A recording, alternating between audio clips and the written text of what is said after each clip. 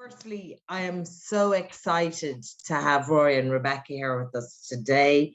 They are both amazing people and will have spent their lives in the business of creating safe space for queer people. And that's what we're here to talk about today in the employment context, in the general context, wherever the conversation takes us. Really excited about hearing from both of them. Just to kick off, for those of you, and if you exist, I don't know how this is possible, don't know our two speakers, I might ask them to just talk a little about themselves, a little bio piece. Oh God, no, I hate talking about myself. Try, push the boundary. We'll start with you, Rory, on that note. My name is Rebecca Tallon. I'm Rory O'Neill, probably better known as Panti Bliss. I have been I've been a queer since I can remember, and I've been involved in the queer scene since I was a college student in the mid to late 80s. Seen a lot of changes in that time. I've been very involved, I guess, in what you would call queer spaces, because all my working life has been involved in, gay bars and nightclubs and that kind of thing. I think those kind of spaces are very important, maybe extra important to the queer community, because we didn't necessarily have other traditional places to be meeting each other. The conversation around what makes a gay bar something, a comfortable gay space, is always evolving and changing, and especially as the queer community has become more accepted and open. There's always ongoing conversations about, is a gay bar allowed? Stop a hen party coming in, for example. These kind of conversations come up all the time because they always essentially are about what makes a queer space a queer space. And of course, over the last X number of years, especially around this time of year, I'm very often very involved in speaking to companies and so on about making their spaces feel comfortable and queer enough for their queer employees. That's a big change that happened over the last, I'd say, maybe 15 years. And it first, was the kind of companies you might suspect would be first to concern themselves about things like that, the big tech companies and all that. But over the last 10 or 15 years, those conversations have sort of spread right through. And now I get bloody banks and stockbrokers and stuff wanting to have those discussions around pride as well. So yeah, there's been big changes about queer spaces and what makes them good queer spaces and so on. So it's a never-ending topic of much interest. Also, I'm 53, look amazing. I have a cat, a dog, a husband, and I live in Dublin city centre. Please excuse the seagull noises you might hear in the background. That sounded like an ad for Ireland's Own. It was well done. Thank you. National treasure indeed. Rebecca, if you want to follow on, maybe say a bit about yourself and why we're here. Okay. Hi, my name is Rebecca Tallon de Havilland. I'm from Ireland. I'm from Longford originally, but grew up in Dublin. Queer spaces, for me, I just turned 64 on Monday, I think it was. Yeah, the 6th of June. So for me, it was quite a challenge, my life, and just listening to Rory about queer spaces.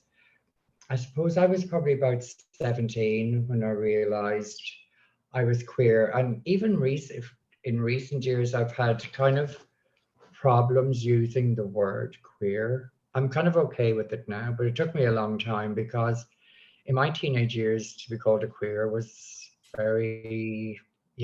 wasn't a nice thing to be called. So it was tough for me to understand that.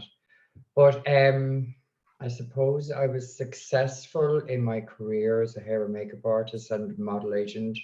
And I suppose the first queer thing I really did that would have been probably noticeable, and I would have been in my 20s, and it would have been the first alternative Miss Ireland, which Panti made his own very much after that.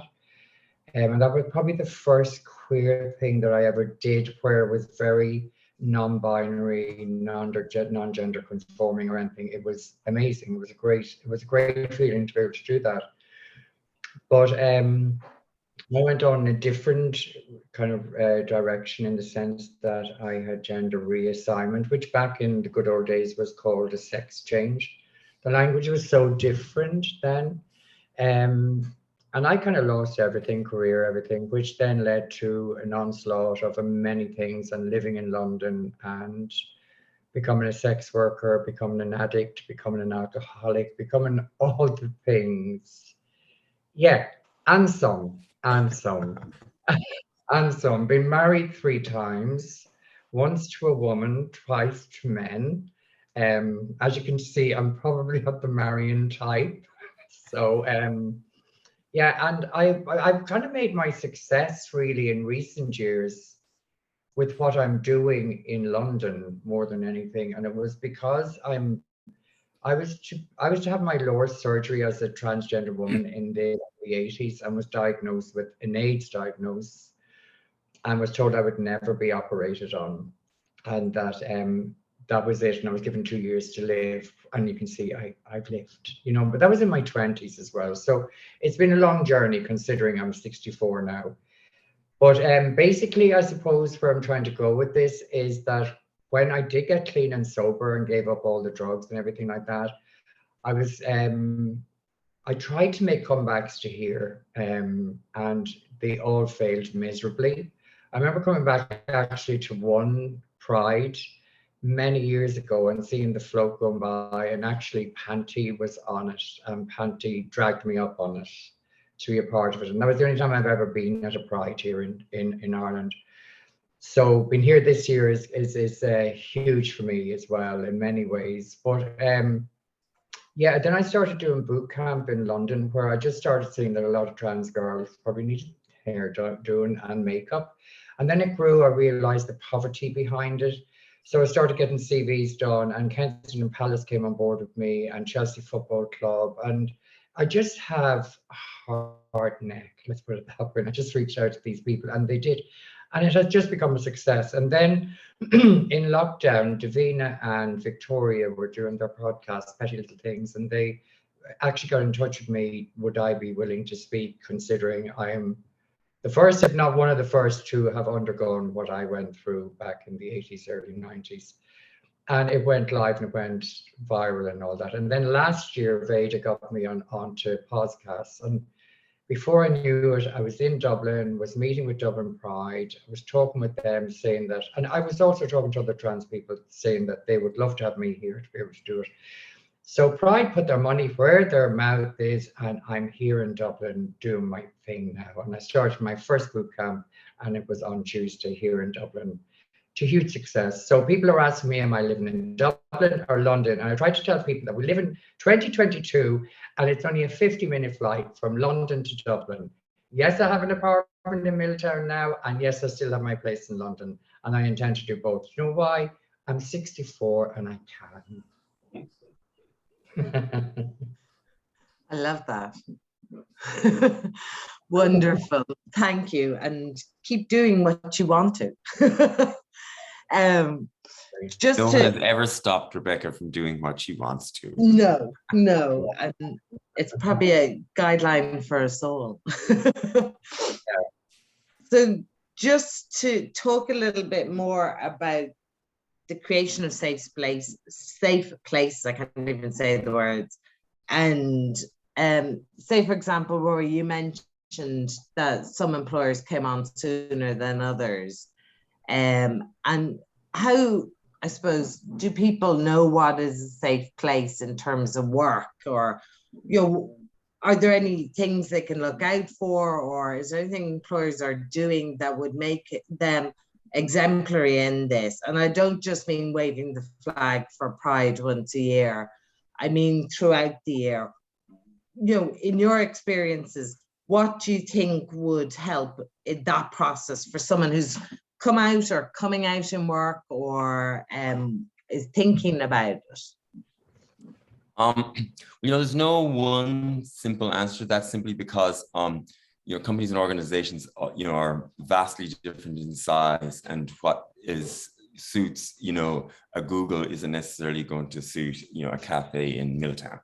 I do think it's interesting to see the evolution of companies thinking in these things. 15 years ago, when I first would start getting asked to go and talk to Google or Facebook or something, it was a relatively new thing, but it wasn't that surprising. Nowadays, when you are asked by various accountancy companies or something to come and give them a talk around Pride, about inclusion and diversity, I think that's great. But part of the thing that often sort of interests me is why. And I think what's happened is, nowadays, even if you are, a stuffy bank, let's say Morgan Stanley, for example, who I did a talk a couple of years ago. And I was just thinking, here's me, in full draggery in the middle of the afternoon, heading down, to the docks, to their head office down there. And I go in and, the kind of boss types, as you might imagine, a boss type in Morgan Stanley, they fit all the cliches, 60-year-old man, gray hair and a pinstripe suit. And he's awkwardly saying hello to me in the conference room before we go and do the thing. And I'm sort of wondering about it. And I realized, of course, that, perhaps this guy in Morgan Stanley, perhaps he's fully on board with the gays. Maybe he's doing this for all of what we might consider the right reasons, because it is the right thing to do to make everyone in the company feel included and comfortable and being able to bring their whole selves to work and all of the stuff we talk about. But I suspect that isn't necessarily the case. But nowadays, I think even a company like Morgan Stanley, they feel they have to be inclusive and welcoming to all kinds, and they have to be seen to be that, because they're in the marketplace competing for the best and the brightest. And the best and the brightest don't want to go and work for a company that they perceive to be stuffy and unwelcoming. They all the best and the brightest around the world want to go and work for the Googles and the Facebooks, because they see them as being progressive and open-minded and welcoming. I mean, to put it in other terms, young, creative, brilliant people don't actually want to be posted to Moscow. They want to be posted to London or San Francisco or New York. And so companies are now forced into being more inclusive and, welcoming than they might have felt they had to be in the past. And there is a discussion about whether that's a good thing or a bad thing. My own attitude is very practical about it.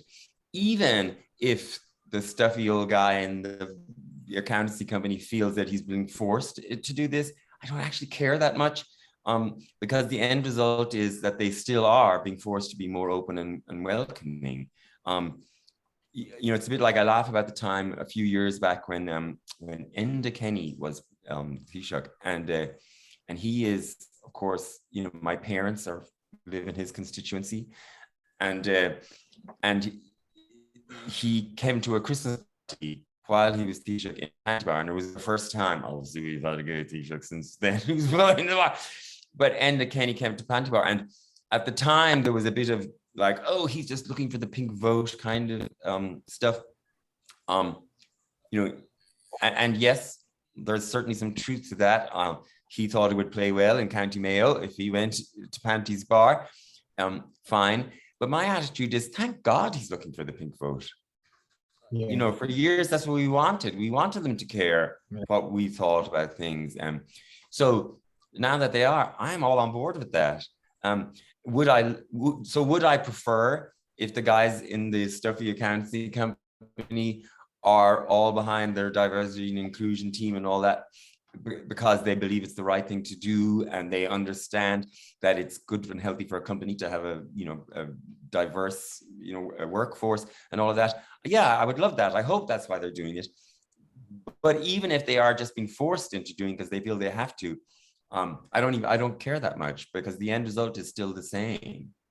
And I hope that they recognize that, you know, a diverse and open workplace is good for the company too. You know, I'll say, if you walk into a room with 10 guys who went to Gonzaga and play rugby, and you give them all, you know, the same problem, you'll get 10 answers to that problem, roughly the same. But if you go into a room that has somebody from Gonzaga and somebody from, you know, Ballymun and somebody from Mayo, and, you know, a girl from Carlow and a queer guy from Wexford and whatever, you know, and, you know, immigrants and whatever, you'll get 10 different approaches to the answer to that problem.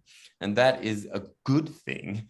Getting 10 different possible answers is better than getting the same answer. So I think it makes practical sense for companies to be welcoming and open and diverse.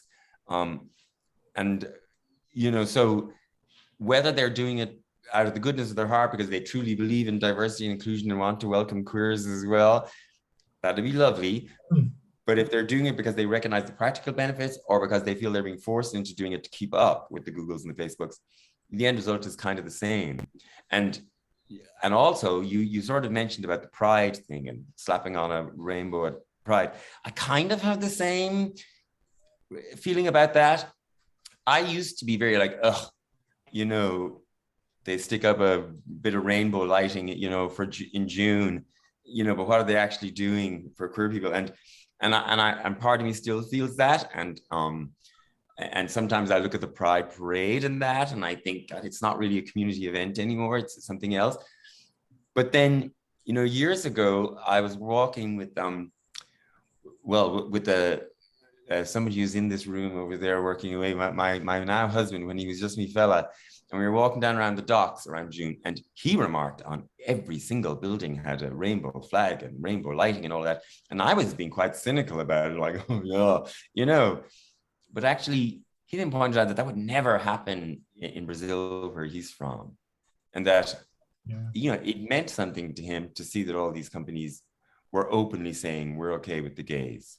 And that slightly changed my perspective on it, because I've been sort of lazily looking at it from I'm comfortable, you know, in this queer bubble of mine world, and these people are just being cynical. But I'd sort of forgotten what it might mean to other people in a way. So I'm always torn when it comes to that conversation about companies and pride and all of that. You know, I can see both. I'm a horrible centrist when it comes to it. I see both sides of that coin. And so, yeah, so it's been a very interesting, that change over the last 15 years or so.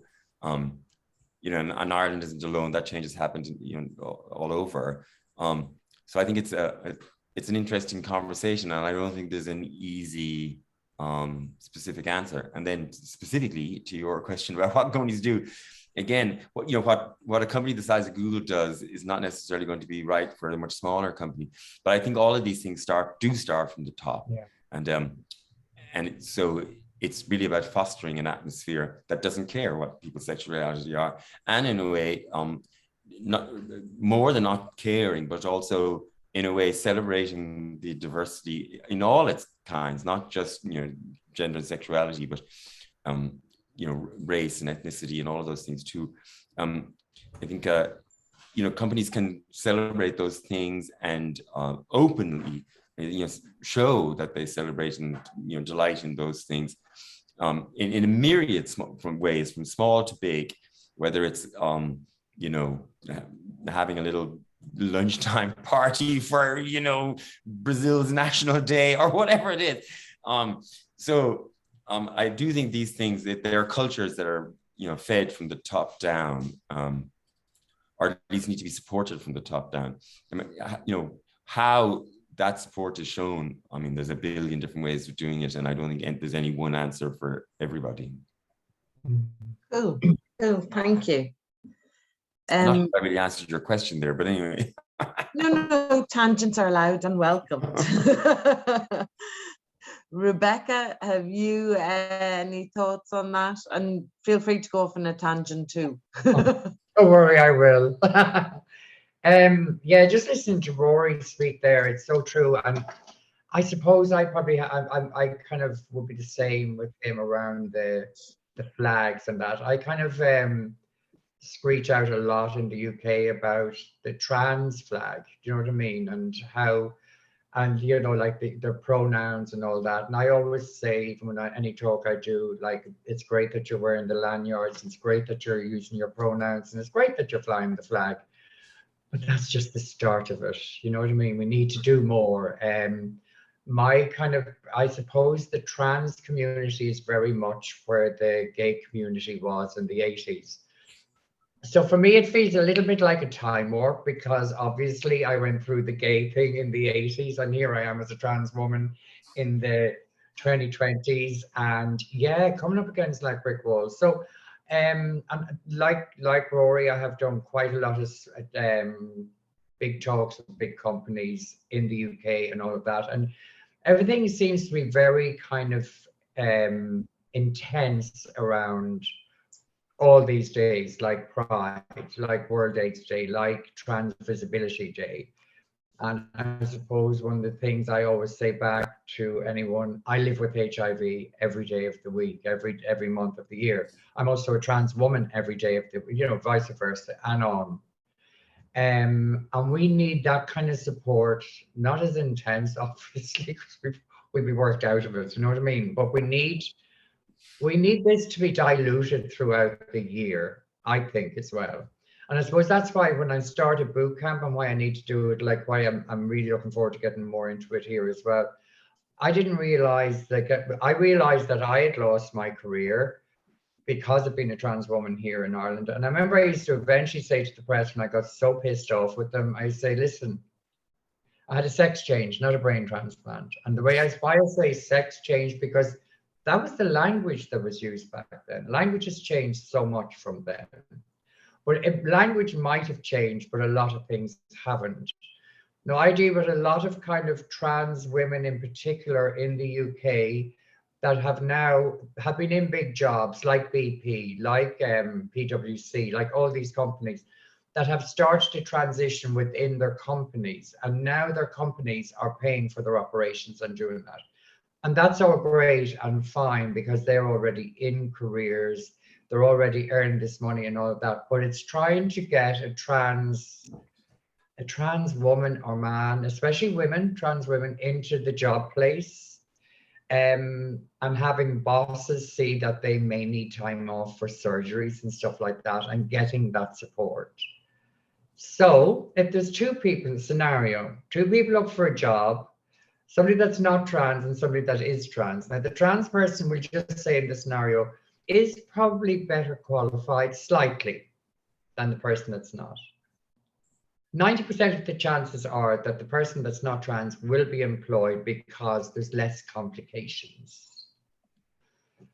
You know, that needs to change. That whole thing needs to change, because I've realized too that like when I lost my career, when I wasn't doing sex working and I was just on benefits and very ill at times, you know, all I had were my benefits. I had to live in grotty places that were not where I would live.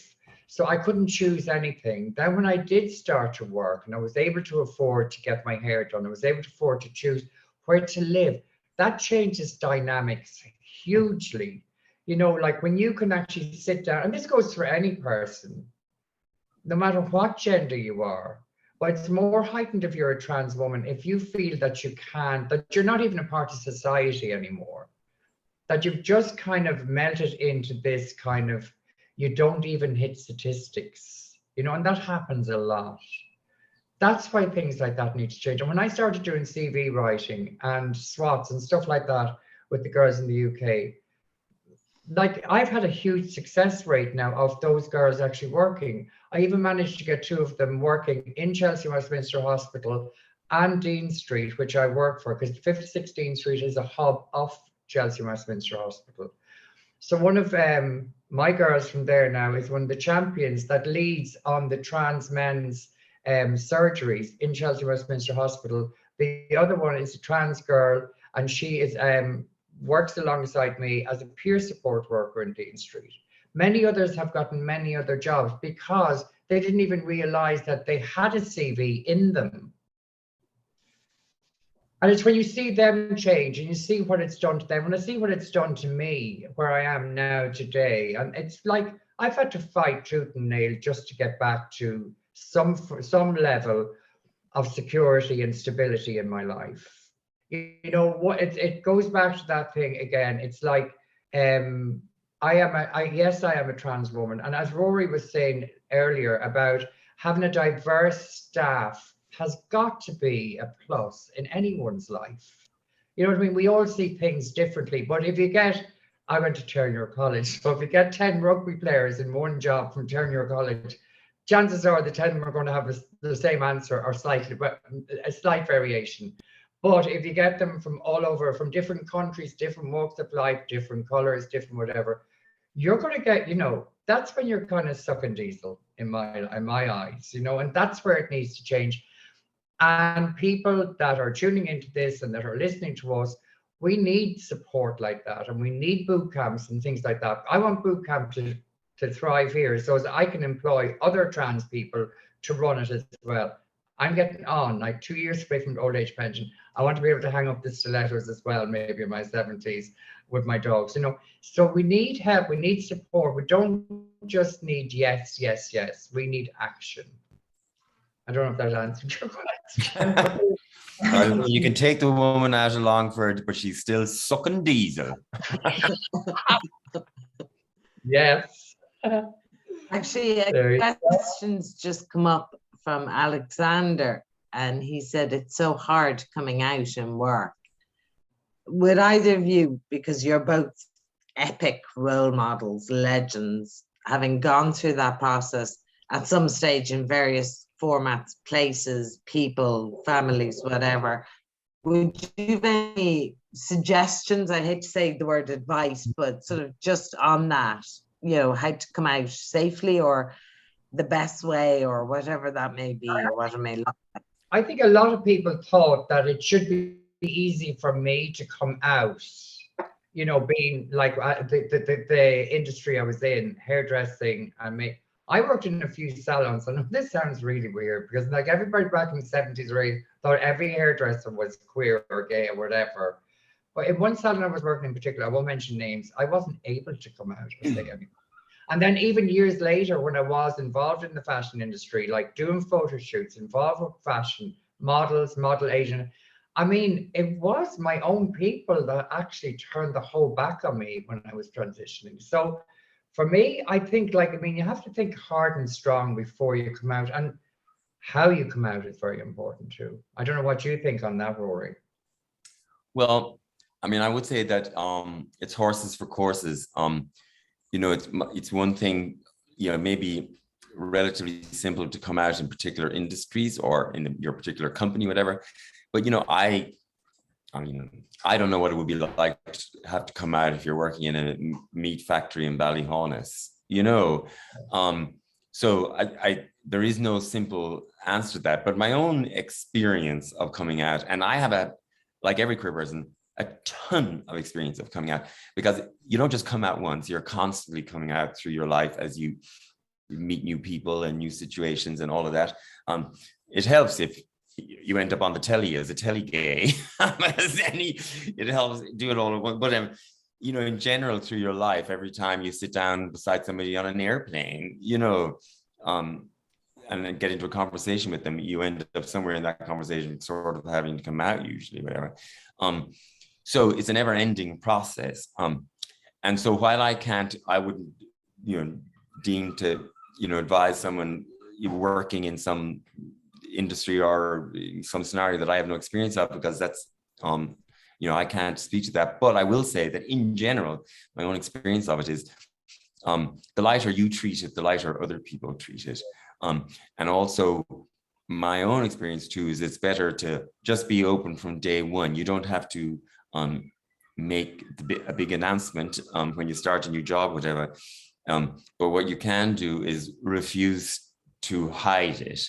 So if a conversation comes up about where you were last night, and your natural instinct to say, oh, I went to the George, or I was out with me fella, you just say those things, and the more casually and lightly you treat it in general, I've found the more casually and lightly other people treat it too. And in the vast majority of cases, not all, unfortunately, but in the vast majority of cases, the reaction to people, the reaction that people fear about coming out, generally, their worst fears generally do not come to pass. Most people in most situations get on board. I will also say that sometimes us queers, we can be ready to get up on our high horse immediately. And so we do, we come out in some way, whether it's very casually in conversation or whether you're making a moment of it. And the person sitting opposite you feels that they have to react in that exact instant, in that moment. And the chances that they're going to say the perfect Hollywood thing is unlikely, because they're a real person having real feelings. And they may say something a bit clumsy or awkward or stupid even, but that isn't necessarily a fair reflection on them or how they feel about it.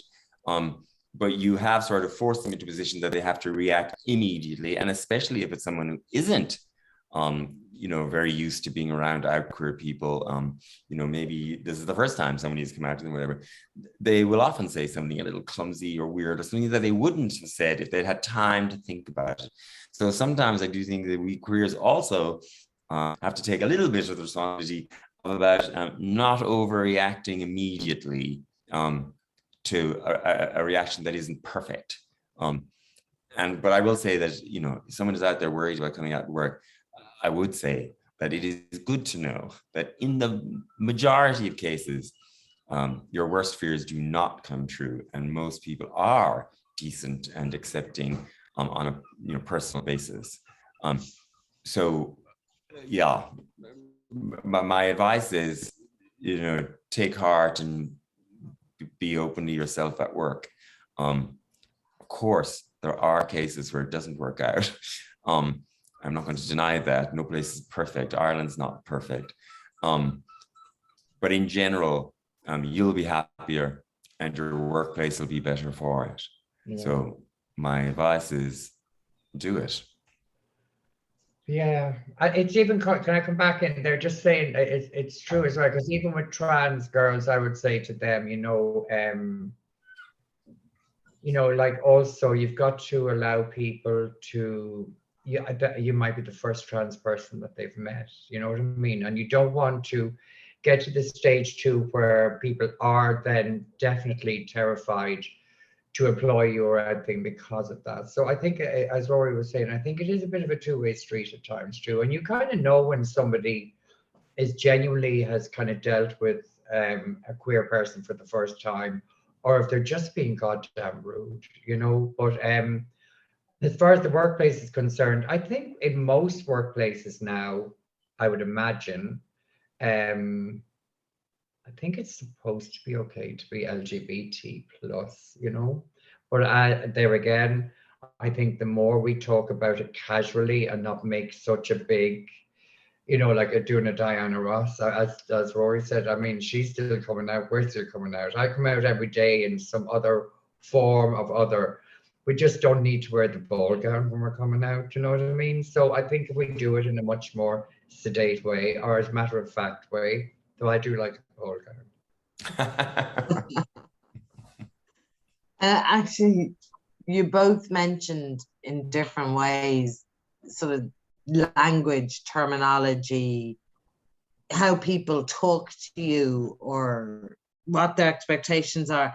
Is there anything else in that? Like, I mean, I'm thinking of maybe bullying or something like that. There's certain terms that people get upset about, and other terms, like even when we were coming up with the name for this seminar, we were sort of going, should you use the term queer space, safe spaces?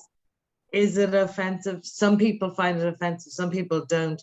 So how do you work through the minefield of terminology, both for LGBT people and for allies? I mean, I think that kind of stuff is something that, companies and employers have to think about, because it can be sensitive. I'm not sensitive about the use of language. For me, I only care about what the intent is behind it. So I, personally, I treat all of that quite lightly. However, I'm allowed to because I'm a queer person. Um, uh, but I do think that employers and companies have to think about that, and they have to be aware of those language pitfalls, aware of how other people can hear certain terms and terminology and language, and be careful to get it right in their own, company statements and so on. A, because you don't want to offend people unnecessarily. B, because it signals your own intent to be inclusive and welcoming. And three, because there's a power imbalance. I don't, it wouldn't bother me very much if somebody, like if I went into Dunn's and somebody stacking the shelves, use the wrong terminology around me about queer people. I'm not going to, blame the whole organization ever. But if the CEO of Dunn's said it, I'd get very annoyed because it is different. The tone is set from the top down, and the weight of what the top layer of a company says is much more important than someone on the ground floor. So I personally try not to get too upset about misuses in terminology or language or all of that. But I'm much more likely to be annoyed or upset about it if it's coming from the top. And so I think it is something that employers have to think about and work out, and not as some sort of chore, because not to see that as some sort of extra pain in the ass thing to have to do. It's just common decency not to want to, not to upset the people who work for you, or not to upset people who might want to work for you and then feel they can't. So while I think sometimes we can get a little overwrought about, slips of the tongue or, old language creeping into things, on the other hand, I do think there's an important, it's important to an extent. Yeah. And so companies need to get that stuff right. Yeah. I'd agree with that. And I think it's so, yeah. And as much and all as we need, because I think things do need to change, I think they need to change in that sense. And it's like Rory was saying, and it's like what I do a lot of too, and what needs to be done more of is, for me anyway, being a trans woman, is trans training, but LGBT training as well, you know what I mean, in these big companies. And then it should go down the line. It should be part of an interview. If you're being interviewed for a job, you should nearly be asked what do you know about, LGBT people. Do you know what I mean? Because we are here and we've been around for a long, long time. People have often said to me recently, "Oh my God, there are so many trans people now." And I say, no, there always has been. It's just that they can actually probably speak now, or they can come out now. Same again, we have been around a long time. So now it's time for us to be heard and be seen and be respected. You know what I mean? Because to me, I think it's important you get the job if you can do the job. You know what I mean? But I don't think you should lose the job because of your gender or sexuality or whatever you identify as. And I think those are the things that need to change. And it is a bit like what Rory said about the CEO. But if the CEO is trained up, then he'll have his staff trained up, or she will have, or they will have their staff trained up. That's where it's important. So it needs to start from the top down. It's like, I just often think that the kids of today are our best educators. I have a granddaughter, 17, who knows me for who I am, and and just doesn't get this whole thing that my older family would have felt. They kind of feel a little bit oh, why would you have ever thought like that? That goes to my grandnieces and nephews. Yes, I am that old. And it's just, and you just think to yourself, these kids are going to teach a lot. So it's like going into schools and doing training and stuff like that. These things won't happen unless we do these things. People fear what they don't know. And if you're Rebecca's grandkid, you've grown up knowing Yeah. trans people. So people are, people are remarkably open when given the chance to be. And kids are especially open because they haven't learned to be closed. So, yeah, children are future. So, But it's also true. I won't try and sing it, but just having a spirit of openness and just sort of inquisitiveness and okay, I'm not gay, I'm not trans, I can't experience what you've experienced, but I'd like to learn more. And having people, especially at the top, who have that curiosity, for want of a better description, and sort of want to inform themselves and their workforce and just make and life more the people, interesting and fun. I mean, we've already sort of yeah, mentioned how it makes practical sense for company to have diverse workforces because it makes for diverse and open solutions and thinking and all of that.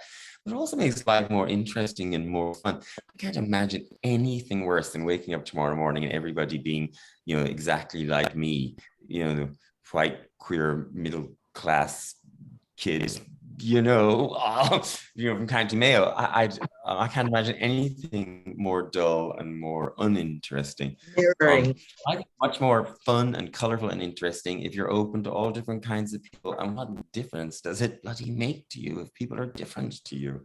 It's such a weird thing. I've not gone through life with a huge giant mop of curly red hair, but I'm glad I know one.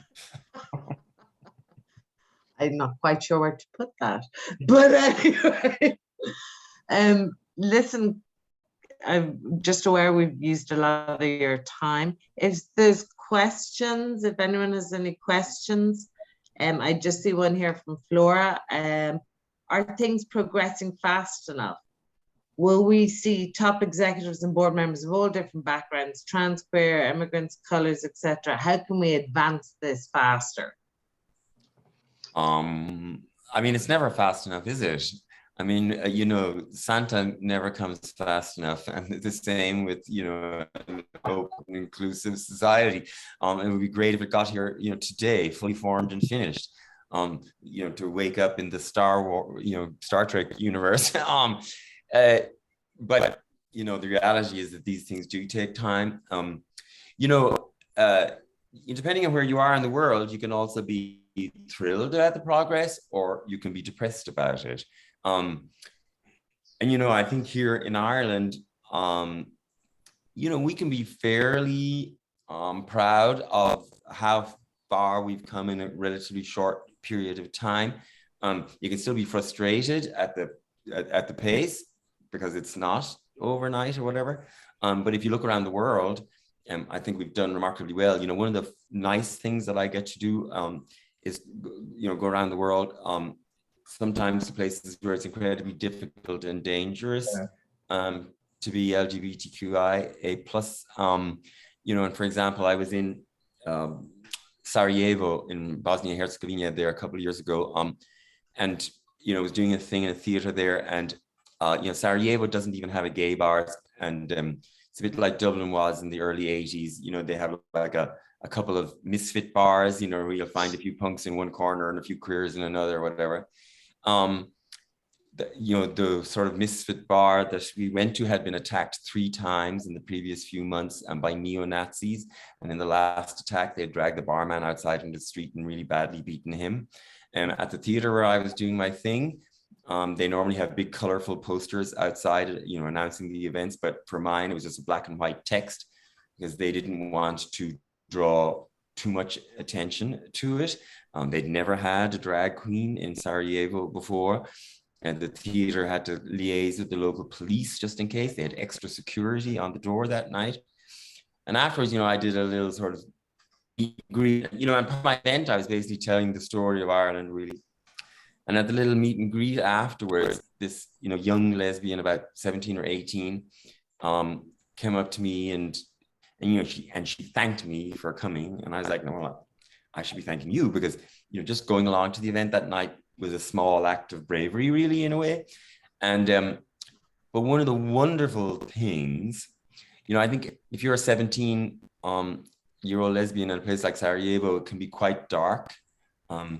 You can sort of feel that things will never change, that things will always be this way, that you're never going to be able to live openly, you know, in your own home place.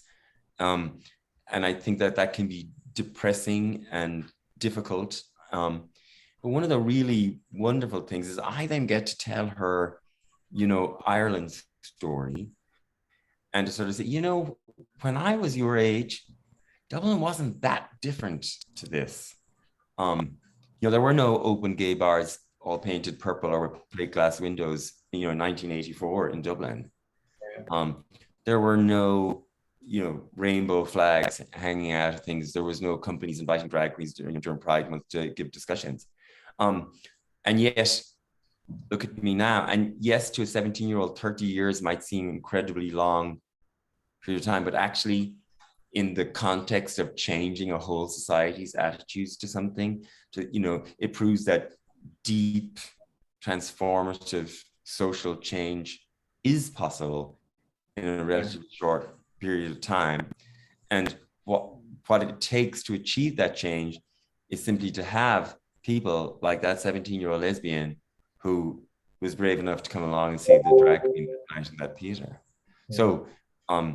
So is the progress fast enough in Ireland or anywhere else? In certainly in lots of other places, it's absolutely not is the answer. In Ireland, you can argue about it. You know, could it be done faster? Yes, we'd all like that. And hopefully, you know, we'll continue on in the way we're going. But of course, as we've seen recently, there's been these quite a number of horrible attacks on the queer community and random violence in the street and so on. So it's an ongoing project. You can never rest on your laurels. You can see even in our nearest neighbor, there's a sort of a going backwards. You can definitely see that in other places that have a big influence on us culturally, like the US and that. So we have to continue this work, be very careful not to sort of become complacent about it. But do I think also that maybe around Pride Month too, you can take a moment to say, God, we've done pretty good so far. Yeah, I think we can. And I think that's fair. Yeah, and I think as well, like coming on that, like, I mean, I would have been a teenager in the 70s and just sounding like what Rory was just saying about where he was, that's exactly what Dublin was like. You know what I mean? It was very like that. And for me, even transitioning and all that, it wasn't even heard of back then. And yes, it has moved on in leaps and bounds, like kind of suddenly. But that just goes to prove and show the power of the Irish people that we can move fast. So let's move faster. Let's keep it going, because let us be the example for other countries to follow. You know what I mean? Because everyone, like at one stage, it looked like the UK was the leader. That's where I had to go for a safe haven back in the 80s, early 90s. And just as you said, Rory, and now it's subsiding. That's changing hugely, you know. So it's really important that we all stay strong and that we fight forward, because it has changed hugely, even in the last 10 years. Even since I remember coming back here in 2000, 2009, 2010, and still feeling very much like the only trans in the village, you know, and wrote a book and everything. And it just felt everything was still very, and how it has changed in the last decade is like ginormous, you know. So if we can do that in a decade, what can we do in the next decade? That is how I would look at stuff, you know. And I'll still be young and glamorous enough to see it. So please give it to me. Forever young. Forever young. Well, you're both absolutely spot on. And also to remember, and I don't put a dampener on things, but it is so tenuous. You know, we've seen in Britain and other countries how it's rescinding, rights are being attacked in the US as well, and also with the horrific attacks here recently.